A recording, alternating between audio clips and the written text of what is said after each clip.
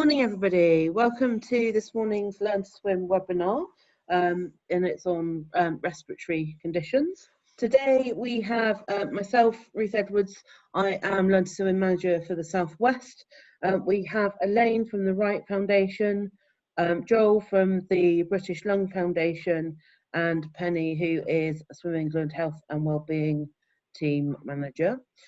Today's webinar is sponsored by the IOS. So I'm going to pass you on to Elaine. So hello Elaine. Hello everybody, thank you for that, Ruth. Welcome to our presentation on the pathology and effects of pulmonary disease and some of the key considerations that we have to think about when we're participating in pool-based activities. My name is Elaine Matheson and I'm a PhD researcher in Life and Health Sciences in Northern Ireland, and I also lecture for the WRIGHT Foundation, and it's here that I've worked for 4 years. So if we could move on to the next slide, please, Ruth. Yep. For the next 25 minutes, I'm going to introduce you to the WRIGHT Foundation and talk about chronic obstructive pulmonary disease, perhaps better known as COPD. Some of the conditions under the umbrella term of COPD include bronchitis and emphysema, and this is what I'll give you some foundation of how the conditions present.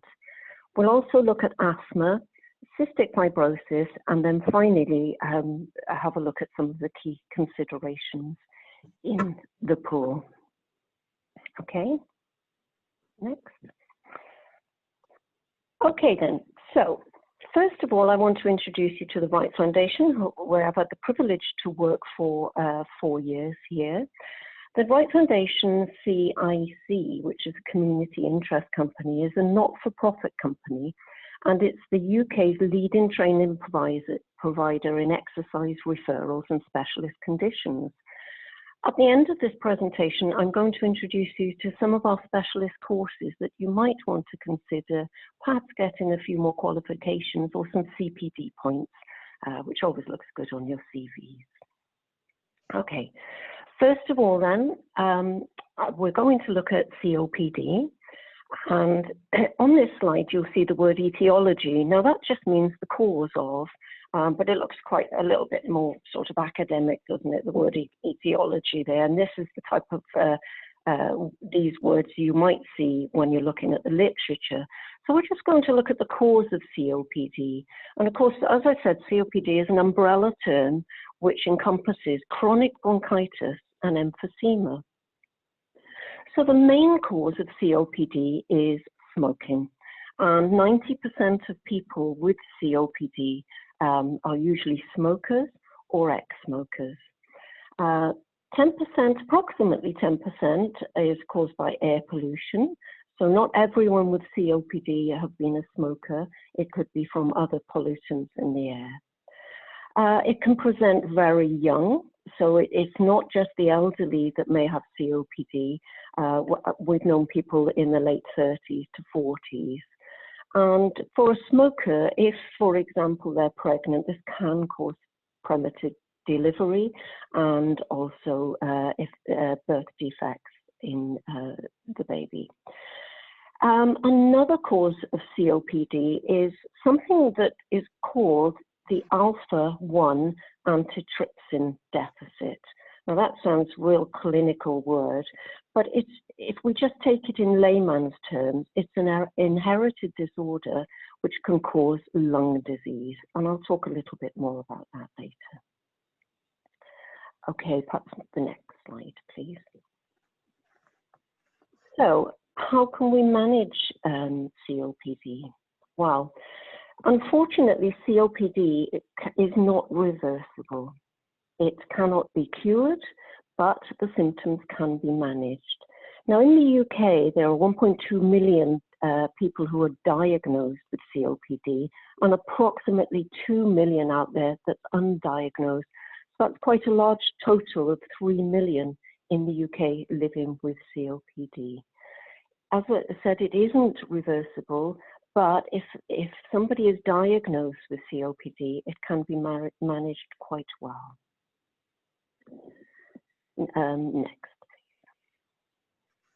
Okay, this looks a very busy slide here, and immediately you probably want to turn away because there is a lot to look at here. But I'm just going to break it down for you to make it just a little bit easier for you to understand. So in the center in red, we have the what COPD is, how it presents itself, and then on the left-hand side at the top, we have the history. So when a person goes to the medical professional, they might present with a productive cough, and this has been ongoing for a few weeks, months. They might present with dyspnea, and again, another clinical word which just means blue lips. So they might have very blue lips and around the mouth white showing, which is a sure sign of lack of oxygen. And usually they have been cigarette smokers. As I said, about 90% approximately were smokers or are smokers. Now on the top right, the measurements used to detect if your respiration, so your breathing, is working well, is a spirometer. So again, the medical profession will look at the ratio of the forced expiratory volume to the forced vital capacity. Now, I don't want you to get too bogged down with that scientific term, but what it means is the FEV1 is the volume of air exhaled at the end of the first second of forced expiration. So, for example, when we breathe out, it's the volume of air that they measured. And the vital capacity is the maximum amount of air a person can breathe out from the lungs after they've taken a deep breath in. So if it's less than 70% on the spirometer, it's a sure sign that the person has some form of respiratory disease, possibly COPD. In the bottom left-hand corner, you can see here comes the pollution. So we know in the media at the moment, it's all about climate change and so on. And certainly in cities, you have a higher level of pollution rather than in perhaps the countryside. So that's another cause. And on the right there, you'll see that we have an inflammatory response. So in the breathing apparatus, so in the lungs and the tubes leading to the lungs, we'll have inflammation. And our first line of defense is an increase in white blood cells. So they try to attack any pathogen or any foreign body within the body. And we will see an increase in these white blood cells. Fibrosis of the airways. So fibrosis is another word for scarring. When we cut ourselves, for example, we'll bleed, and hopefully our blood will start clotting, and we have a material called fibrogen. And in the airways, when fibrosis occurs, when you see that, it's just another word for scarring. And we know that scarred tissue is very tough and fibrous. So it means that when it's in the airways, we don't get the same amount of oxygen in or the carbon dioxide out. And then again, it causes an obstruction in breathing. And then at the bottom, another new word, it might be to some of you, the destruction of parenchyma. Again, don't be put off by this. This is just a portion of the lung that it is involved in gas exchange or transfer. So we breathe in oxygen and we breathe out carbon dioxide. Okay, next slide. So that's COPD, the umbrella term for it. But under COPD, we have chronic bronchitis. Anything with itis on the end it means inflammation. So it's a Latin word or term for inflammation, like tonsillitis. So chronic bronchitis, it means inflammation of the airways, the bronchial tubes. So with this disease, there's an excess in mucus production. And when, as you can imagine, when you have a cold and you have excess mucus, it is quite difficult to breathe. But in chronic bronchitis, the mucus glands that actually secrete mucus will multiply and become larger. If we could just have a look at the next slide a moment, and we'll come back to it. So the next slide probably gives you a better visual of chronic bronchitis. So in the top graphic, you can see a normal lung. And we have mucus glands because everything is nice and moist, and we expel bacteria when we sneeze and when we cough, and it's the mucus that helps us with that. But if you look at the bottom of the picture, you'll see a person with chronic bronchitis. Now here you can see that the mucus glands have multiplied quite dramatically. And on the edge, you can see where the tubes are, that there's quite a lot of inflammation. And here is where the tubes then start to become blocked. So if you can imagine a tunnel with water in it, and then there's just a little bit of air getting through, you can imagine how somebody with chronic bronchitis finds it difficult to breathe. And on this picture at the bottom here, you can see where the inflammation has actually broke through the tissue, and you can see a mucus plug within the breathing apparatus. So if we could go back to the previous slide, you can see here that the airways become narrow and inflamed, and again, this can lead to scarring and fibrosis. So again, with the scarring, it's tougher, it's more rigid, so when we breathe in and out, we perhaps won't have the same capacity if we have chronic bronchitis than we have when we haven't got the disease. I'm now going to take you into the next slide, which is looking at emphysema. Again, a part of COPD, a condition that is part of the COPD term. Now, in emphysema, there is a destruction of the alveoli, and we have over 300 million alveoli in the adult population. If I take you to the next slide first, again, I have a nice graphic here for you. It explains it a little bit better, perhaps, than just looking at the content of the words. So if you look on the left, you can see the lung, and it looks like a tree leading into the lung. So the main stem of the tree is the trachea, leading to the bronchi, and then the little plant-like tubes are the bronchioles.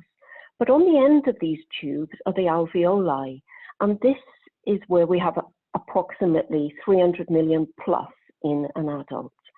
Now, the alveoli look like a bunch of grapes. If you look at the bottom picture on the right, you can see the normal alveoli, a perfect bunch of grapes, and this is where gaseous exchange occurs.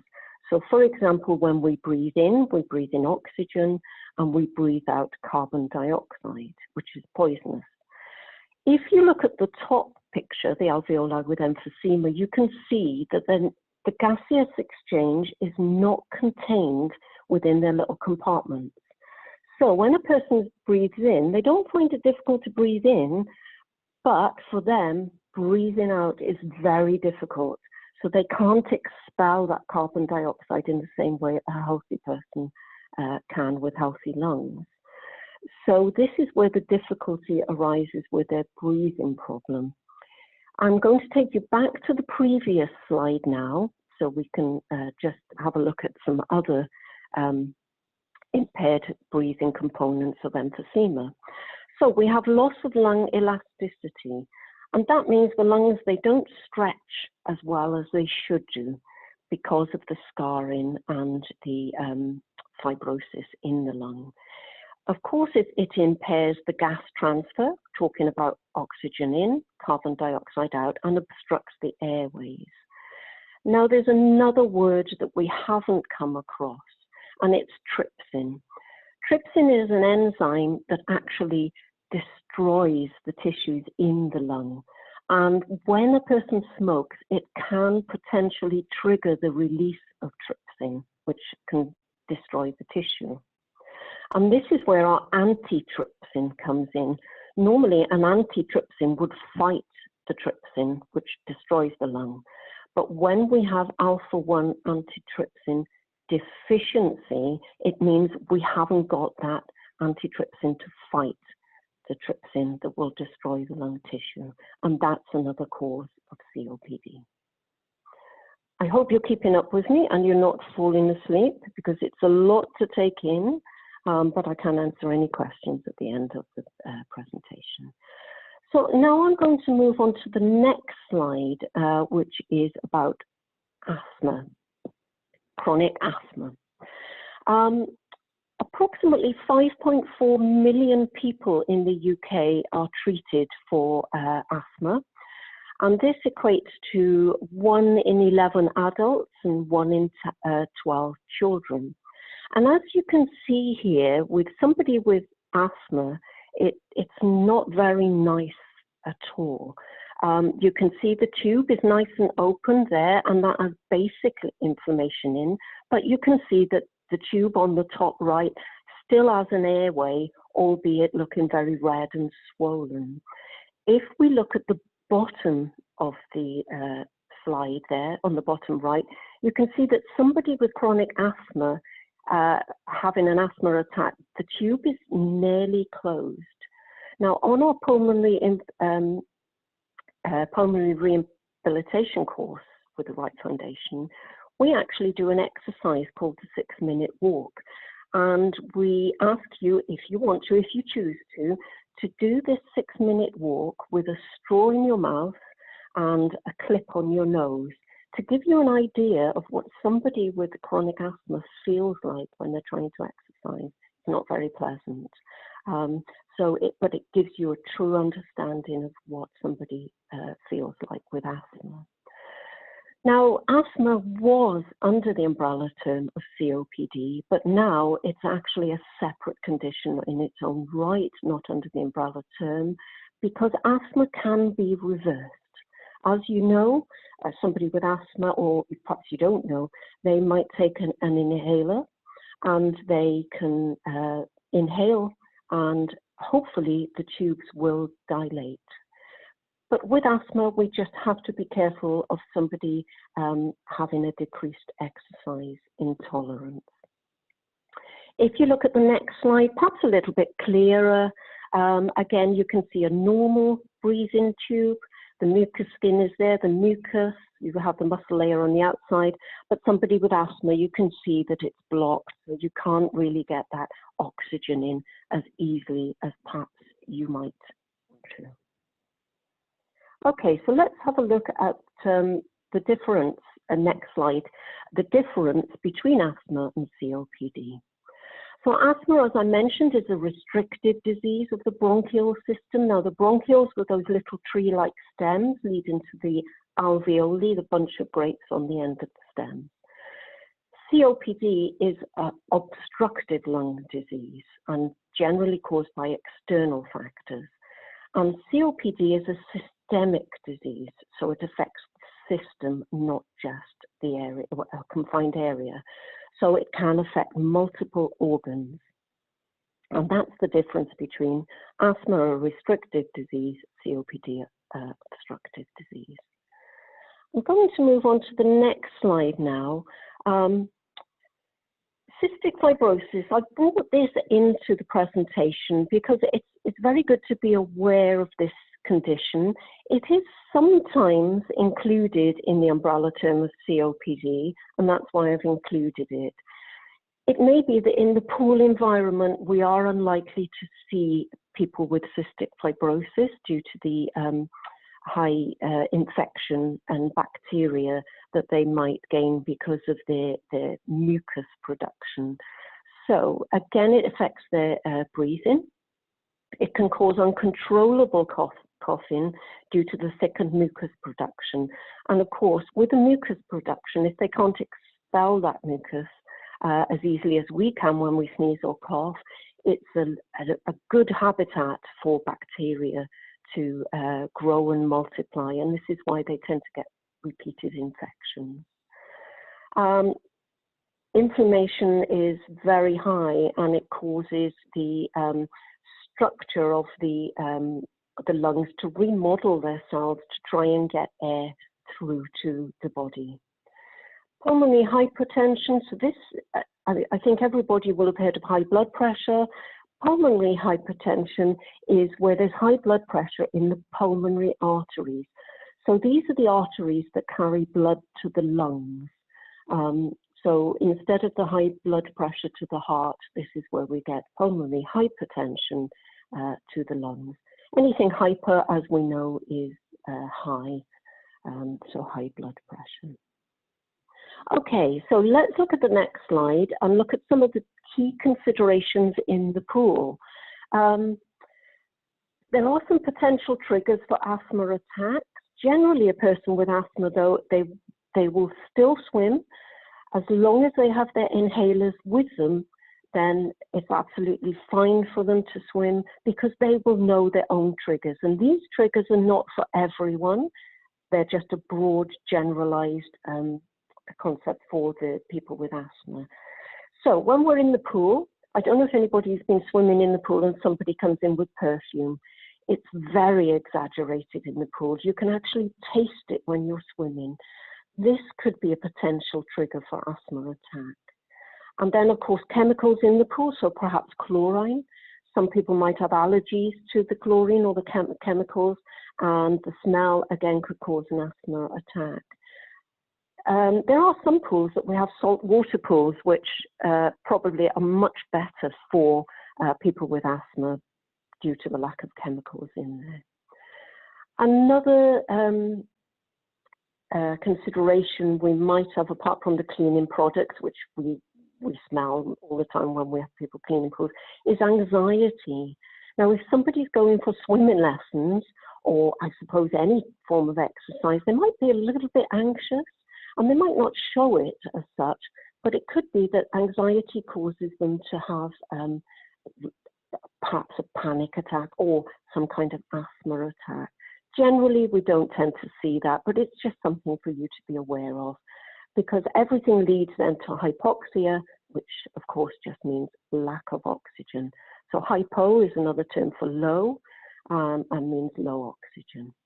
But an absolute contraindication is if you know a person has asthma, then they really need to have their inhalers within easy access on the pool side.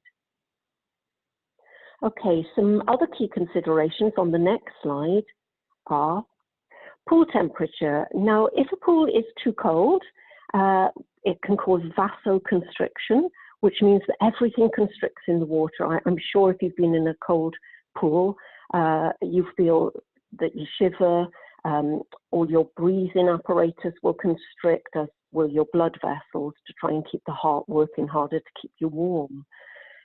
If it's too cold, it's not so good for a person with respiratory problems. So it's just something to be aware of.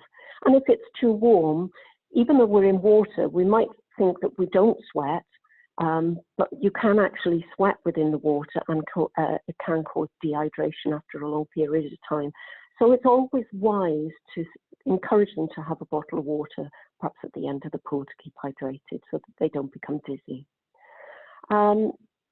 We managed to, we talked about the less elasticity in the lung tissue, and this is something that you will see in a condition called idiopathic pulmonary disease. Now, idiopathic might be another new word for you, but it just means the cause is unknown. So anything with idiopathic in front means they don't know what caused this disease. And pulmonary fibrosis is scarring of the lungs. So you might see people with idiopathic pulmonary fibrosis in the pool environment, and then we know that we just have to help with the breathing and perhaps take it more generally and gentle, rather than them going into full-blown exercise too quickly, too soon. Another thing that I haven't mentioned is the pressure of the water. Now, getting in the water is probably one of the best things you can do. You're weightless in the water, so, you know, if you're feeling heavy, if your joints are hurting through weight bearing, in the water it's wonderful because you don't feel that. The water acts as a pump, so as it's lapping against the body, it aids circulation. But for somebody with a respiratory problem, it could feel like a pressure around the chest area on their organs, for example, the lungs. It's just something to be aware of. I've worked with many people with respiratory diseases in the pool, and they find it beneficial. But this is really, this presentation is just something to perhaps get us thinking outside the box when we're working with our clients. Okay then, so I'm going to move on to the next slide now. And here we have the WRIGHT Foundation. I wanted to talk to you a little bit about the WRIGHT Foundation. So it's a not-for-profit company, and as I said, it's the UK's leading provider in exercise referrals and specialist conditions. I wanted to introduce you to some of our courses. So, for example, the GP exercise referral, the level 3, is a course that GPs will refer to an exercise professional, and this is the gateway through to our specialist courses. So, the level 3 exercise referral is the course that you would do before any of the level 4s. And keeping in line with today's theme, so respiratory disease, it might be the one on the bottom left that you're looking to perhaps qualify in pulmonary rehab. You can see the website here on the bottom there, so www.wrightfoundation.com. Have a little look around this and see if you're interested in participating in any of our courses, whether it's for CPD, so continual professional development, or you might want to sign up for our 3 or 5 day courses. I've been lucky enough to work, or privileged enough, I would say, to work for the WRIGHT Foundation for 4 years, and I have to say the courses are second to none. I suppose I am biased there. So finally, on our last slide here, what I want to say to you is not to be put off with working with people with respiratory disease, because that's not what we're here for. We are here to help people, certainly in the pool or the aqua environment. Dedicated swimmers develop a greater lung capacity over time. So if we can encourage people to swim, it can help their breathing. And when you're immersed in the water, we talked about pressure of the water, but it actually forces your diaphragm to work harder. Now, the diaphragm is the largest muscle in the breathing apparatus. So if this is strong, it will help people to breathe more efficiently and help the lungs become more elastic. So we've talked about diseases where we perhaps have less elasticity. If we can help in the pool environment, it can help people breathe more efficiently. And what I'd say to all of you out there is keep up the good work with your swimming lessons and qualifications, and perhaps consider those further qualifications with us, the WRIGHT Foundation, and with Swim England. Okay, thank you very much. Thank you very much, Elaine. That was fantastic and very, very informative. Okay, so we are going to be passing over to Joel from the British Lung Foundation. So we'll just wait for Joel to share his screen and get his presentation set up. All righty. Good morning, everyone. Is that sharing, Ruth? It is sharing, yes. Great. Yeah, so morning, everyone. Thanks for attending and thanks for inviting me, Swim England. So I am the current physical activity and behaviour change lead at the now Asthma UK and British Lung Foundation partnership. So for those of you who aren't aware, Asthma UK and British Lung Foundation merged to have kind of a greater impact. So in terms of the content of my presentation today, I'll be coming at it majoritarily from a BLF standpoint. However, we will be covering a little bit of what asthma does offer.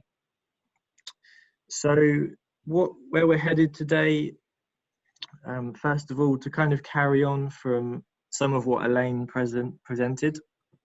She's going to be looking at the relationship between physical activity and lung conditions and some of the research findings. We're then going to look at briefly cover the whole area of behaviour change. So I'll introduce you to some theory and some models, which will then provide a context for looking at some of the barriers and facilitators or enablers to being physically active with a lung condition. I then want to try and make it applied to the setting that you're in, whatever context you kind of work within. And then I'll run through some of the services and information that we provide for people, and then look at kind of zoom in on one of our physical activity programs and current projects. So a brief stock tour of the kind of vision and aim of the British Lung Foundation. I'm sure this will be updated with the merger in due course. But the BLF really stand for to help everyone breathe clean air with healthy lungs. We aim to offer hope, help and a voice through a range of services and through policy and campaigning. We're here for anyone affected with lung conditions, and we're also part of the Richmond group of charities, which is kind of all the major charities in one group, and there's some really exciting physical activity work that's done kind of cross charity, if that's the phrase. Yeah, so keep an eye out for some of those things. And there's a campaign called the We Are Undefeatable campaign, which you may or may not have heard of. Give it a Google, which is like a part of the Movement for All initiative, which Sport England kind of introduced and partnered with all the charities. So yeah. Alrighty, so how active are people with a lung condition? Well, in terms of what we know about physical activity in COPD, the majority actually don't meet the current physical activity guidelines and recommendations, which is 150 minutes of moderate activity per week. And typically what we see is that physical activity declines after somebody is diagnosed.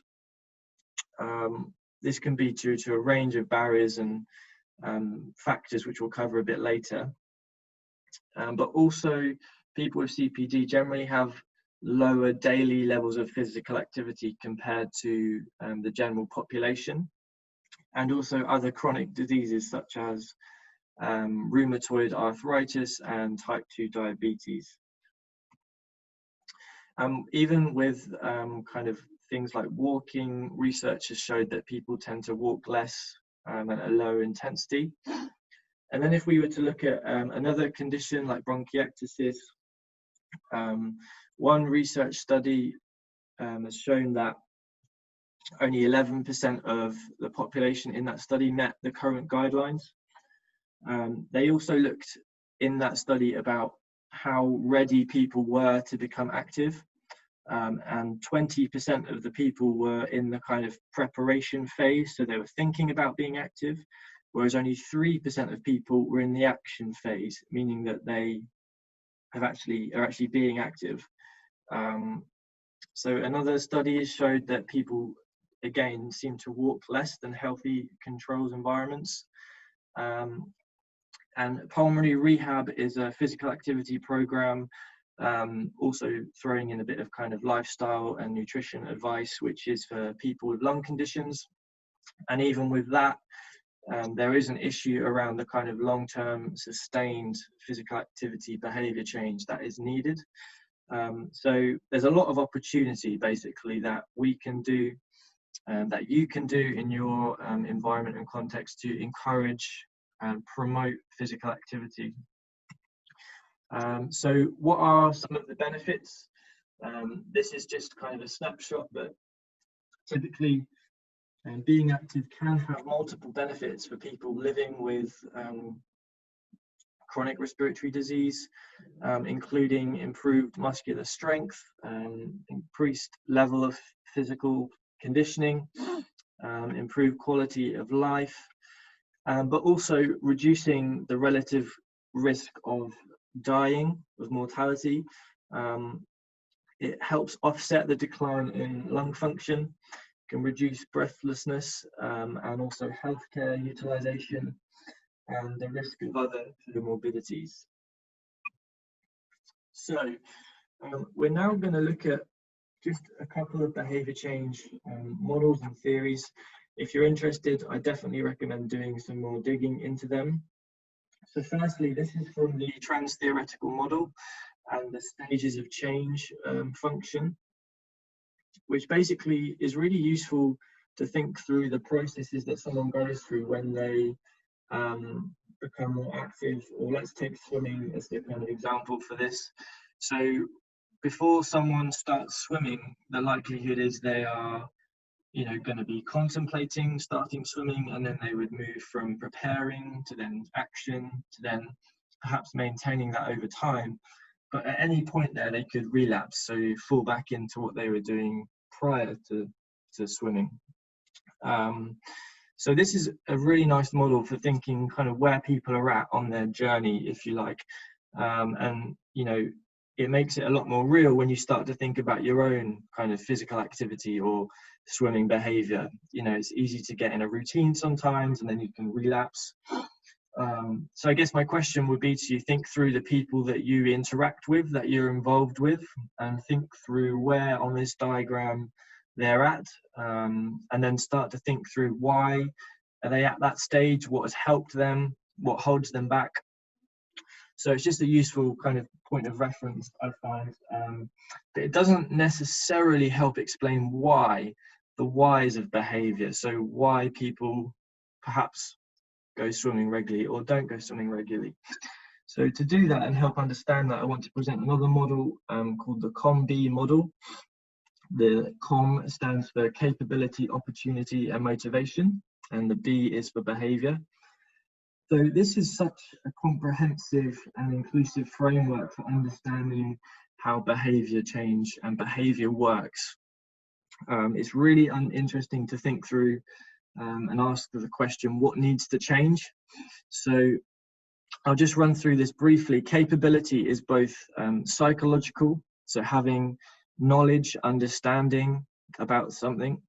It's also physical, so being physically capable to do, so for example, to go swimming, and also mentally. Then motivation is typically reflective, so think reflect. When you reflect on something, you are consciously aware.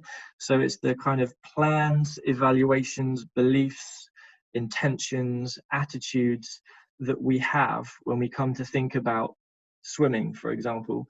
And then it's also automatic. So motivation is the kind of unconscious impulse, emotions, inhibitions that drive behavior. So, you know, what are the emotional responses when people swim? That's likely to have a big effect on whether they will continue, for example. And lastly, it's opportunity. And opportunity is both social and physical. So we all know that social support and being supported by others has a big effect, but it's also the kind of cultural norms. So what is seen as a normal behavior in a group.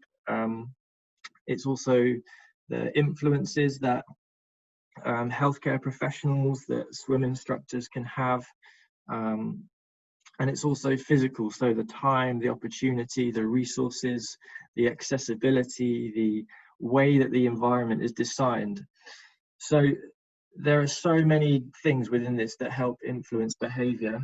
And I like to think of behavior as just anything a person does. This is from an kind of an academic definition, but if you think about it as anything a person does, and the key thing with behavior is it needs to be specific. If you want to change someone's behavior, too often we see people thinking in terms of outcomes. So improving quality of life, or improving fitness, or improving health, that's not actually a behavior. So I would encourage you to get specific, think who, what, where, when, how. An example might be attending a swim session at 4 p.m. on a Monday for half an hour. That would be a tangible behavior which you could then build an intervention around, as an example. So I'll now run through quickly just some of the barriers to physical activity that we find. So this is both in the research, but also you'll see some barriers marked in red here, and these are ones that our patient and professional group have identified as being kind of key in terms of helping people with lung conditions through some of our remote interventions. So obviously fatigue, breathlessness, a lack of physical ability is a big barrier. Also a lack of knowledge, so just not knowing about physical activity and the benefits, but particularly from family members who often can have a key influence. And then motivation, so I mentioned the kind of reflective side of motivation, typically a bigger barrier. So psychological distress, fear, embarrassment, fear of being breathless, perceptions, how you perceive yourself, thinking that physical activity is too hard, that it's not important, not having that kind of drive and willpower. And then also socially, so having negative influences from family or friends, not having others to be active with, but also importantly other people that are like yourself. So someone with a lung condition, having that supportive, inclusive environment they can relate to. And then finally, you know, not having the time, the money, poor weather, different seasons can really impact people's lung health and asthma, and having a lack of access. In terms of what encourages people to be active, obviously being capable, listening to their body, but also doing what they can and being, you know, accountable to what they can and can't do, having an increase of knowledge, and physical activity becoming a habit. So when you start to form a habit, it's typically more psychological because you're more aware. However, what we see in time is that it becomes more motivational, so that you're then kind of not, it becomes more unconscious. So when you brushed your teeth this morning, you probably weren't aware of it because it's become something that's been in your life for years. Whereas when you first started, you would have been more aware of the movements, the motions, the time put aside each day to do it. And that's the same with physical activity behaviors. So motivation, you know, having that sense of achievement, confidence, motivation, but then also the habit forming side and creating enjoyable experiences, positive emotional responses from being in a swimming session. I mean, like I said, with social opportunities, so having the support, whether it's being active with family or pets, although probably wouldn't take your dog for a walk in a swimming pool. And then also having that positive advice from healthcare professionals, people who are in, you know, positions of power, if you like. If we can convince them more about this stuff, then that is going to make a huge difference too. And then physical opportunity, so having the access, or even just knowing about the access. I think that's sometimes the issue, having the equipment and the opportunity. So I want to just put this back to you guys now and just ask you the question, you know, what are some of the behavioural challenges and opportunities that you see? You don't necessarily have to tell me, but just to think about. So wherever you kind of are and wherever you work within, think about the entry point that someone has when they enter a leisure centre or a swimming pool. You know, the chances are they're going to be carrying previous perceptions of what their physical activity experiences were like. The chances are, you know, they might be lacking in self-confidence, in self-esteem. So just think through the access points with staff. I wanted to say that if you work kind of with people, with teams of people, you know, on reception or that are just kind of around the leisure centre, in the foyer or whatever, or if you work there yourself, you can have a really significant part to play in people's health and in encouraging them to be active. In one of our projects, we train the people who are on the helpline, because they're often the first point of contact that someone has. and they can make a real difference in terms of just encouraging that person, putting them at ease, making them feel comfortable. So that's the same, you know, in a swimming context. But then also in the swim session, Elaine mentioned really well about the safety benefits. That's obviously really important to consider, and all the different things to have in place. But also just designing the environment to make people feel encouraged, you know, shortening the swimming length to make people feel like they've achieved something, providing encouragement, being inclusive, supportive, all that sort of stuff. And then also the feedback, you know, it's more than just a hey, well done today, it's the kind of whole, what was their feedback of their time being at the leisure centre? How did it make them feel? Because that's going to make a big difference about their future participation. And think through, these are your three frontiers from Swim England, which I'm sure most of you are aware of, but just think through these in the context of people with lung conditions and asthma, in terms of how the environment is presented to the kind of more tailored support, and then how accessible it is to people. So how we support people at Asthma UK and BLF, you can go online. There's some really great information and resources. We have an active booklet that you can have, which has some good kind of resources and exercises in it. There's a specific exercise handbook as well, which gets sent out, which is a bit more informational. We've got exercise videos, which are also available as a DVD, but we will be evaluating them in the coming months. We've got a lot of local services, so we've got a lot of support groups around the UK, singing for lung health. We've got loads of exercise classes all around the UK, run by qualified instructors, along with some Tai Chi, if that's your thing. We've got walking for lung health groups, and you can find more online about the support that's nearest you. So I want to just quickly talk about one of our projects that we ran.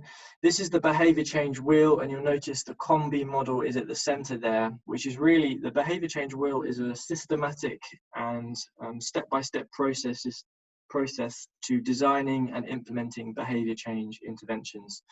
It helps you consider what you want to do, what you need to change, how you're going to intervene, and then how that is disseminated. So in our project, we wanted to focus on those individuals who aren't ready to change. So typically, you know, it's the more motivated individuals who access local services and who seek out information. Whereas many individuals need support to get started. So we knew that there was a gap to fill there. So in partnership with Sport England, we used the behaviour change wheel to design and implement an intervention, which is called Active Steps, which is a physical activity behaviour change one-to-one telephone support service delivered through our helpline. So in the literature, you typically find one of the trends is that kind of health coaching one-to-one support is really effective at changing people's behaviour, even after a 12-month period. And that's certainly what we're seeing in some of the interim findings. So we want to educate people, to train people, to help persuade people and enable people to be more active. The delivery method is for our support services, but we also send out marketing and newsletters. So we want to make sure we're not just doing, you know, one approach. It's important to have a lot of techniques at once, all designed towards the same thing. Sometimes people say, well, if people know how to do something, then surely they'll just do it. But we know that's not the case. And so we use motivational interviewing and the behaviour change techniques that we kind of shoot after are goal setting, encouraging people to monitor and track, providing them with feedback and helping them kind of problem solve barriers in their life to physical activity. So this is our activity booklet.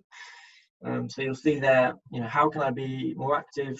I will try to sit less by, which kind of takes them through some step-by-step processes to setting goals, to setting processes to their goals, and then also some kind of more behavior change techniques like making commitments, kind of the decisional balance kind of side of things. So what would get in the way and how can I overcome this? What would be the benefits versus the negative impacts? And if you want more if you want more information about active steps, feel free to contact me or call the helpline, and someone will be able to give you more information. So I wanted to mention this just briefly before I finish, which is moving medicine, which was a project we worked with a few years ago, partnering with the Faculty of Sport and Exercise Medicine, which was funded by Sport England and Public Health England. So this has been a behaviour change initiative really for healthcare professionals to create an online resource to support people and to try and provide evidence-based, condition-specific information on physical activity. So yeah, I'd encourage you to give that a look. And thank you all for listening. I will stop sharing or hand back over to Ruth. Thank you very much for that, Joel. That was very interesting. So at present, we haven't actually got any questions in the chat group box. So can I just remind you all to use that chat box for any questions you want to ask? What we'll do is we'll go across to Penny from the Health and Wellbeing team Sure. now, and then whilst Penny is delivering, if you've got any questions, please do write them in the chat box, and we can go through them after Penny's delivered then.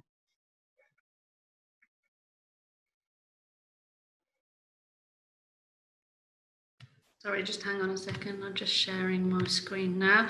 I just want to say a massive thank you to both Elaine and Joel for delivering those presentations for us.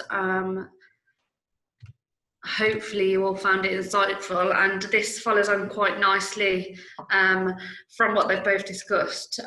Apologies to those who may have already heard about our water wellbeing programme, but I'm just going to whiz through a few slides on what this is, and hopefully spark some interest for some of you if you haven't heard about it, or even just give you some further information about what Swim England are doing around health and wellbeing at the minute. I'm just going to briefly just highlight a document to you. This was pulled together by our Health Commission, and it just really highlights the benefits of swimming for health and wellbeing. It's about 150 pages long, so I wouldn't recommend it as nighttime reading, but we do have like a shortened version of it that pulls all of those key findings together. There's a website link at the bottom of that page if you are interested in looking at that. It kind of highlighted also for us the gaps in research on certain health conditions, so we knew where that further research needed doing.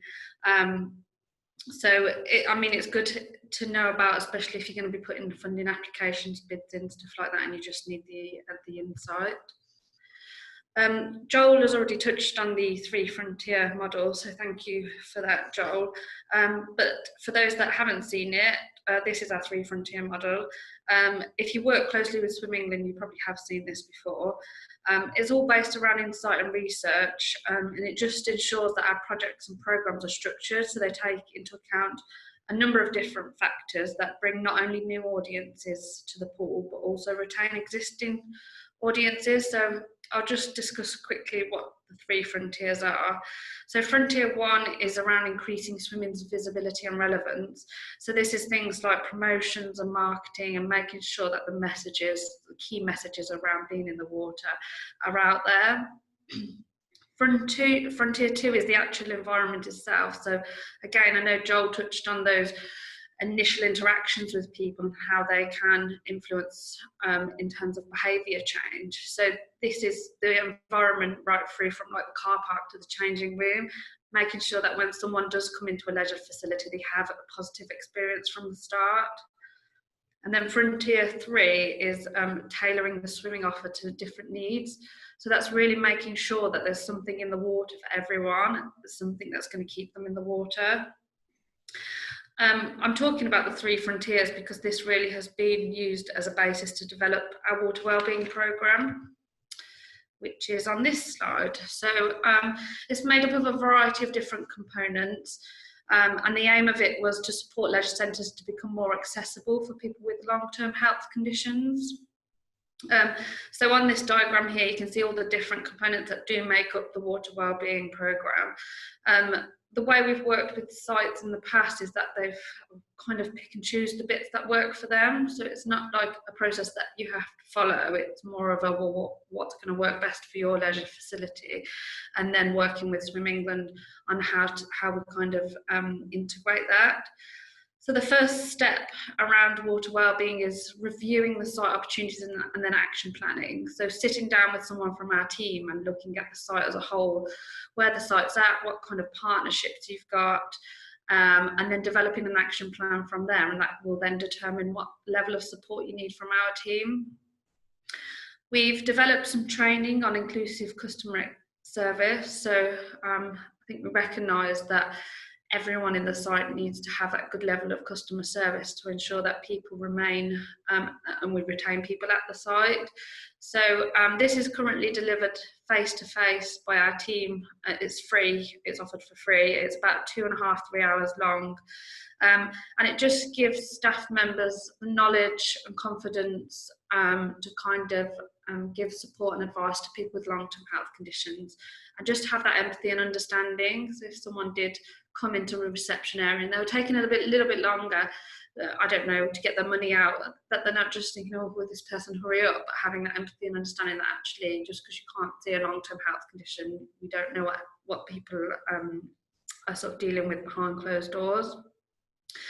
And then we encourage all our sites to do an environmental audit. So this isn't a pass or a fail, it's more of an awareness raising tool for the site, and it is right from the car park through to the changing facilities and to the pool, how accessible the centre is.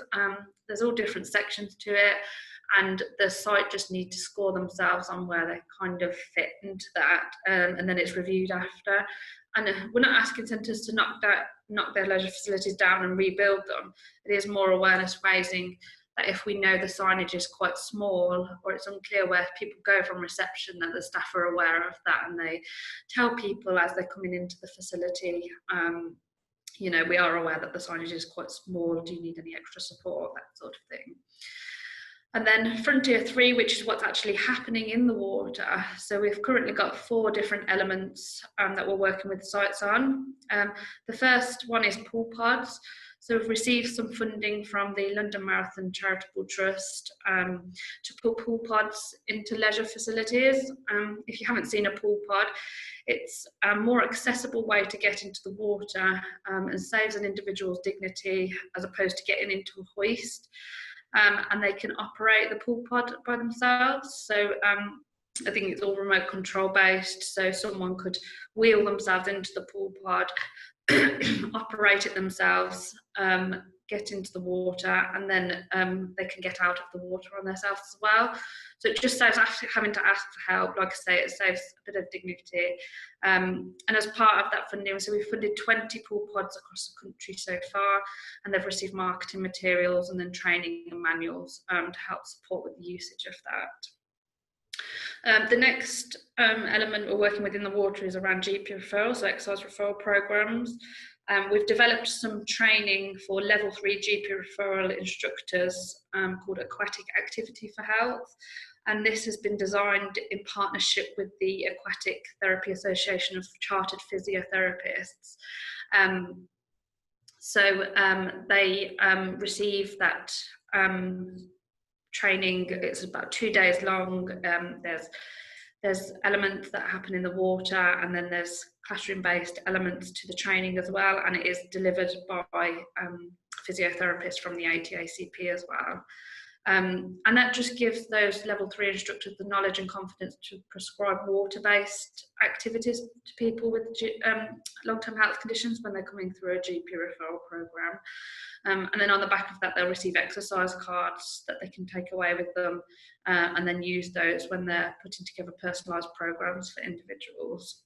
And then our team, will work with the site to look at how we can integrate the water-based elements into the GP referral system. Learn to swim. So we've developed a few different components that can bolt onto the current Learn to Swim sessions that are happening in the water. So we've developed some guidance card on health conditions in swimming, and they are aimed at Learn to Swim instructors. So just to break down any barriers that may be faced when making the sessions more accessible for people with long-term health conditions, like adult Learn to Swim classes. So if they've got the Learn to Swim instructors have got these guidance cards, they feel a little bit more confident when giving advice to people when they're coming to the sessions. The guidance cards are in no way prescriptive, they're just more of an information giving tool for the instructors, just to give them that extra added confidence. And then we've also got the online training for swim teachers, which is a part of our OOS CPD. We can send you the links to that if that's something your Learn to Swim instructors might be interested in. And then finally, Good Boost, which is our tablet-based system in the water, and it's all based around artificial intelligence.